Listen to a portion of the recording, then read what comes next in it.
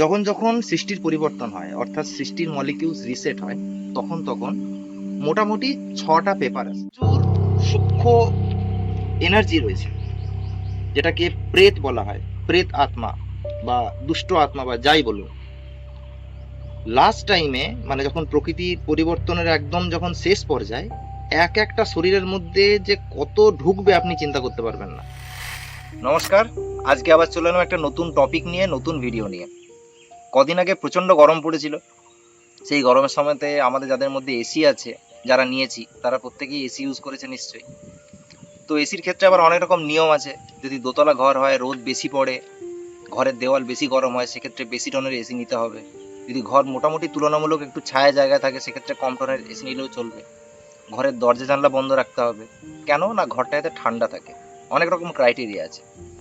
কিন্তু কালকে আমাদের এখানে রাতে প্রচন্ড ঘূর্ণিঝড় হয়েছে, প্রচন্ড বৃষ্টি হয়েছে। আর আজকে প্রকৃতি এতটাই ঠান্ডা, কালকে রাতে এতটাই ঠান্ডা ছিল যে ফ্যান চালাতে হয়নি। তো দেখুন, প্রকৃতি যখন আসে, প্রকৃতির যখন কাজ শুরু হয়, তখন কিরকম ভাবে প্রকৃতিটা চেঞ্জ হয়। গোটা মানে বহু বড় এরিয়ার জায়গা জুড়ে যেন এসি হয়ে গেল, যেখানে একটা ছোট্ট ঘরকে ঠান্ডা করতে আমাদের কারেন্টের বিল থেকে আরম্ভ করে কত কিছু প্রিকশন নিতে হয়। তো আগামী দিনে এই যে প্রকৃতির মধ্যে যে পরিবর্তন আমরা হয়তো খবর পাচ্ছি না, আপনি যদি বাইরের টিভি চ্যানেলগুলো দেখেন, নিউজ চ্যানেলগুলো, যে বাইরে কি কি হচ্ছে, এটা হামেশাই হতে থাকছে। অলরেডি প্রকৃতি তার কাজ শুরু করে দিয়েছে রিফাইন করার। প্রকৃতি চেঞ্জ করবে, কিছু সূক্ষ্ম শক্তি আছে তারা চেঞ্জ করবে, অনেকে ইনভলভ থাকবে এখানে। আপনাদের একবার বলেছিলাম নারী শক্তি স্পেশালি, তারা বিরাট বড় রোল আছে এই প্রকৃতির এই সৃষ্টির পরিবর্তনে। তো যখন যখন পরিবর্তন হয় না, এইরকম ঘটনাগুলো প্রকৃতির মধ্যে হতে থাকে এবং তার ডাইরেক্ট ইম্প্যাক্ট কিন্তু মানুষের শরীরে, জীবজন্তুর শরীরে, গাছপালার উপর পড়ে।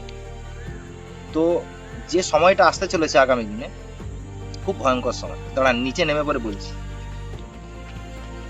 সময়টা খুব ভয়ঙ্কর, তো ওই জন্য উপর থেকে হবে।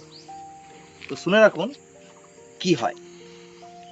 যখন যখন সৃষ্টির পরিবর্তন হয়, অর্থাৎ সৃষ্টির মলিকিউলস রিসেট হয়, তখন তখন মোটামুটি 6টা পেপার আছে। পেপার মানে কোশ্চেন ধরতে পারে।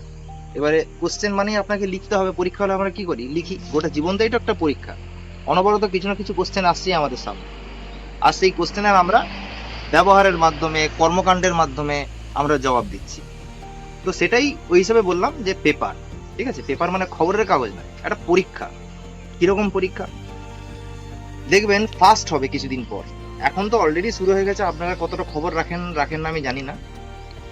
প্রথম ফার্স্ট যে পরীক্ষাটা আপনাদের জীবনে আসবে, সেটা হচ্ছে শারীরিক হিসাব কিতাব। মানে শরীরের সঙ্গে আত্মার সাথে যে কার্মিক অ্যাকাউন্ট আছে, সেগুলো ক্লিয়ার হবে। শরীরে বিভিন্ন রকম রোগ জ্বালা দেখা দেবে। এখনো আপনারা দেখতে পাচ্ছেন ছোট ছোট বাচ্চাদের মধ্যে, এই জাস্ট জন্মেছে, হার্টের প্রবলেম। ছোট ছোট বাচ্চাদের ডায়াবেটিস। বড়দের তো ছেড়েই দিন, আজকে এই প্রবলেম, কালকে ওই প্রবলেম, সুগার, প্রেসার, গ্যাস অম্বল তো লেগেই আছে। এটা আরো ব্যাপক হারে বাড়বে, শারীরিক হিসাব কিতাব। প্রথম জিনিস গেল। দ্বিতীয় হচ্ছে, আমাদের যে ষড় ঋতু আছে, সেই ষড় ঋতু ব্যাপক পরিমাণে বেড়ে যাবে। এখন দেখুন, সামান্য কামটাকে যদি কেউ কন্ট্রোল করতে না পারে, তাহলে কি হয়ে যায় দুনিয়াতে? কত মেয়েদের সাথে রেপ হয়ে যাচ্ছে। কেন? ওই জিনিসটা কন্ট্রোল করতে পারছে না। ক্রোধ আছে, লোভ আছে, মোহ আছে, মাদ আছে, মাৎসর্য আছে। তো এদের আরো অনেক সূক্ষ্ম রূপ আছে। এগুলো ব্যাপক হারে, মানে কন্ট্রোল করতে পারবেন না, এরকম লেভেলে আপনার মধ্যে বাড়তে থাকবে। কন্ট্রোল করতে পারবেন না। 3 নম্বর, আপনার পরিবার পরিজন, সেখান থেকে আপনি আশা করবেন সেই অনুযায়ী ফল পাবেন না। পরিবারের লোকজন আপনার বিপরীতে চলে যাবে, বিমুখে চলে যাবে, মনে হবে শত্রু। একটা কথা আছে না, ঘর শত্রু বিভীষণ, ব্যাপারটা ওরকম। 4 নম্বর, প্রচুর সূক্ষ্ম এনার্জি রয়েছে, যেটাকে প্রেত বলা হয়, প্রেত আত্মা বা দুষ্ট আত্মা বা যাই বলুন। লাস্ট টাইমে মানে যখন প্রকৃতির পরিবর্তনের একদম যখন শেষ পর্যায়ে এক একটা শরীরের মধ্যে যে কত ঢুকবে আপনি চিন্তা করতে পারবেন না। এক একটা শরীরে ইন্ডিভিজুয়াল 3টে 4টে 6টা এরকম ভুলভাল ইভিল সোল ঢুকবে। আর ইভিল সোল যদি শরীরের মধ্যে ঢুকে যায়, একবার অ্যাক্সেস পেয়ে যায় বডির, ওর যে কি যন্ত্রণাদায়ক জিনিস আর কি কি যে করাবে। মানে একদিকে ওই এনার্জি, একদিকে এই এনার্জি, তারপরে ব্রেন, শরীরের নার্ভাস সিস্টেম, সার্কুলের সব একদম ডামাডোল হয়ে যাবে। খুব বিতিকিচ্ছির অবস্থা। আপনারা হয়তো শুনে থাকবেন অনেকের মধ্যে 10 বছর 20 বছর ধরে কিছু সব শক্তির বাস আছে, বিভিন্ন জায়গায় গিয়ে সেগুলো ঝাড়ানো হয়। তো এরকম প্রচুর হিসাব কিতাব আসবে, তার মধ্যে একটা হিসাব কিতাব, একটা পেপার আপনাদের আসবে না, ঠিক আছে, সেটা আমার আর রূপকদার আসবে, ঠিক আছে। ওই পেপারটার নাম আর বলছি না, কারণ ওটা শুধু আমাদেরই আসবে, আপনারা সেখান থেকে বেঁচে গেছেন। কিন্তু এরকম মোটামুটি 7-8টা পেপার কিন্তু আপনাদের দিতে হবে। এবার পেপারগুলো কি করে দেবেন?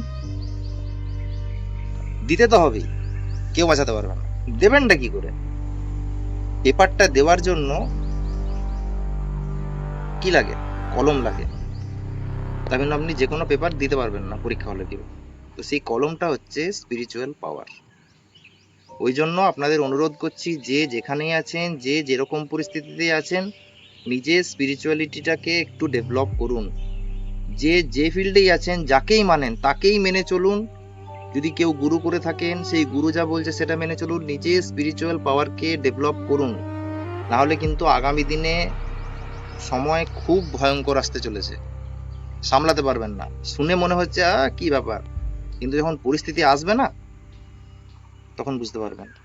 এই যে সবকিছু ঠিকঠাক আছে, হঠাৎ করে দিয়ে ভূমিকম্প চলে আসে 8 রিক্টার স্কেলে, তারপরে বুঝতে পারবেন তার পরের দিনটা যে আমি কি হারালাম। তো শুনতে ব্যাপারটা খুবই সহজ মনে হচ্ছে, কিন্তু যখন আসবে না, নাচানাচি অবস্থা হয়ে যাবে, লাজে গোবরে হয়ে যাবে। ওই জন্য হাত জোড় করে বলছি, স্পিরিচুয়াল পাওয়ারটাকে বাড়ান একটু, নাহলে আর কোনো উপায় নেই। তার জন্য আমরা এই চ্যানেলটা খুলতাম না, স্পেশালি বাংলার মানুষের জন্য আমরা এই চ্যানেলটা খুলছি সম্পূর্ণ নিঃস্বার্থভাবে। আমরা আমাদের তরফ থেকে যতটুকু করার চেষ্টা করে যাচ্ছি, নিজের দৈনন্দিন জীবনের কাজ কর্ম সমস্ত কিছু ছেড়ে পরেও আপনাদের জন্য ভিডিও বানাচ্ছি নিঃস্বার্থভাবে, কোনো রকম স্বার্থ নেই। ভিউজ দেখবেন খুব কম আসে, আমাদের কম আসুক দরকার নেই, কিন্তু যে কজন দেখবে তারা এতে করে, শুধু শোনা পর্যন্ত ব্যাপারটা এতে স্থগিত না থাকে। আমরা শুনি প্রতিদিনই, করি না কিছু, কোনো ফল নেই। ধীরে ধীরে নিজের স্পিরিচুয়াল পাওয়ারকে বাড়ান, মেডিটেশন করুন। মেডিটেশন খুব জরুরি, মনকে শান্ত করুন, কারণ মনের থেকেই বাকি সব এনার্জিগুলো কন্ট্রোল হবে। তো এইটুকুই বার্তা। এখানে একটা কথা আমার বলার আছে, আমি ক্যামেরার এপারে আছি, কিন্তু তাও যদি না আমি বলি, তুমি থাকো। তো এই যে আগের দিনে আমরা বলেছিলাম সোল কনসিয়াসনেস স্টেজ প্র্যাকটিস করলে 5টা তত্ত্ব, আপনার মধ্যে যে 5 তত্ত্বের শক্তি রয়েছে সেটা জাগৃত হবে, ঠিক আছে, আর সেটা আস্তে আস্তে আপনার অধীনে চলে আসবে। তো তুমি যে সমস্ত পেপারের কথা বললে, তার মধ্যে নিশ্চয়ই একটা পেপার ছিল প্রকৃতি থেকে, ওটা বললে না? আচ্ছা, তো ওই যা যা বলা হলো তার মধ্যে প্রাকৃতিক বিপর্যয়, এটাও একটা বড় পেপার, একটা মানে পরীক্ষা সবার জীবনে আসবে। তো আপনি যখন আত্মিক স্বরূপের অভ্যাস করছেন, মানে 5 তত্ত্ব কিন্তু ধীরে ধীরে আপনার অধীনে চলে আসছে। অধীনে মানে কি? আপনার সহযোগী হয়ে উঠছে, তাই তো? হ্যাঁ, আর আপনার থেকে গুড ভাইব্রেশন যাচ্ছে প্রকৃতিতে। তো সুতরাং প্রকৃতির মধ্যে ডামাডোল অবস্থা ক্রিয়েট হবে, তখন কিন্তু সেই প্রকৃতি কিন্তু আপনাকে রক্ষা করবে, যদি আপনার মধ্যে সেই আত্মিক স্বরূপের অভ্যাস বা সেই শক্তি, সেই স্পিরিচুয়াল পাওয়ার আপনার মধ্যে গ্রো করে।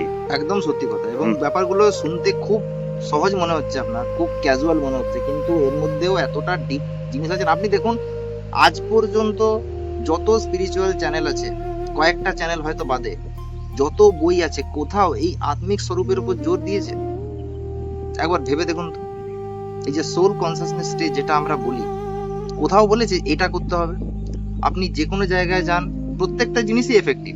নাম জপ আছে, কোথাও মন্ত্র জপ আছে, কোথাও আরো কিছু আছে, বিভিন্ন ক্রিয়া আছে, কিন্তু মেন যে সোর্স, সেইটাকে না ধরলে, মানে সেটাকে না ধরলে হবে না তা নয়, কিন্তু এটাকে ধরলে পরে বহুত ফাস্ট হবে, প্রসেসিংটা আরো বেটার হবে।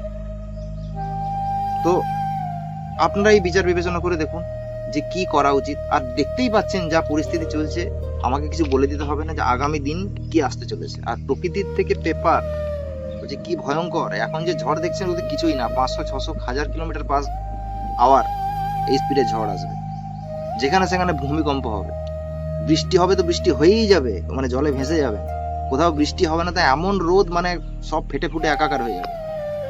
কি করে থাকবেন ওই টাইমে? আসলে প্রকৃতি যখন রিসেট হয় না, প্রকৃতি রিসেট হচ্ছে মানে দেখুন, যদি একটা নতুন যুগ আমরা যেটা বলি আসতে চলেছে, তার মানে কি 5 তত্ত্ব রয়েছে প্লাস আরেকটা এলিমেন্ট রয়েছে যেটাকে বলে ইথার এলিমেন্ট। তো ভালো যুগ আসতে চলেছে মানে ইথার এলিমেন্টের কনসেন্ট্রেশন বাড়বে, তার মানে প্রতিটা প্রকৃতির অণু পরমাণু কোথাও না কোথাও রিসেট হবে। আর রিসেট হওয়া মানেই আপনি ধরুন ঘর পরিষ্কার করছেন, তো যখন ঝাড় দিচ্ছেন তখন ধুলো তো উঠবেই, তখন মনে হবে যেন আরো বেশি অপরিষ্কার হয়ে গেল। ঠিক সেরকম ব্যাপারটা, প্রকৃতির শুদ্ধিকরণের প্রক্রিয়া শুরু হয়েছে, কিন্তু সেটা হতে গিয়ে যে সাইড ইফেক্ট, যে আফটার ইফেক্ট, সেটাই আপনারা দেখতে পাবেন প্রাকৃতিক বিপর্যয়ের রূপে। আপনি ঠিক আবার আছে। ভাবুন, এই গোটা সৃষ্টির এন্ট্রপি জিরো হবে। যারা সায়েন্সের স্টুডেন্ট হুম। তারা বুঝতে পারছেন আমার কথাটা। না, এন্ট্রপি এন্ট্রপি জিরো থেকে আবার স্টার্ট হবে। হুম। ঠিক আছে, এই সিস্টেমটা পুরো রিসেট হবে। তো ভেবে নিন এবারে কিরকম জিনিস আসতে চলেছে। যাই হোক, করুন। অ্যাকচুয়ালি আমার ঠিক সায়েন্টিফিক টার্মগুলো মনে পড়ছে না। অ্যাকচুয়ালি এনট্রপি ইরিভার্সিবল বলে, ঠিক আছে। হুম, হুম, এনট্রপি সবচেয়ে হাইয়েস্ট পর্যায়ে চলে যাবে, হুম। দিয়ে অ্যাকচুয়ালি ওটাকে রিভার্স একমাত্র ঈশ্বরের শক্তি করতে পারে। ওটা অন্যরকম প্রসেস, ঠিক হ্যাঁ, আছে। ওটা হুম। সায়েন্সও এখনো পর্যন্ত ব্যাখ্যা করতে পারেনি। যাই হোক, চেষ্টা করুন। হুম। রিকোয়েস্ট করছি, চেষ্টা করুন। আপনাদেরই ভালো হবে, আপনাদেরই ভালো হবে।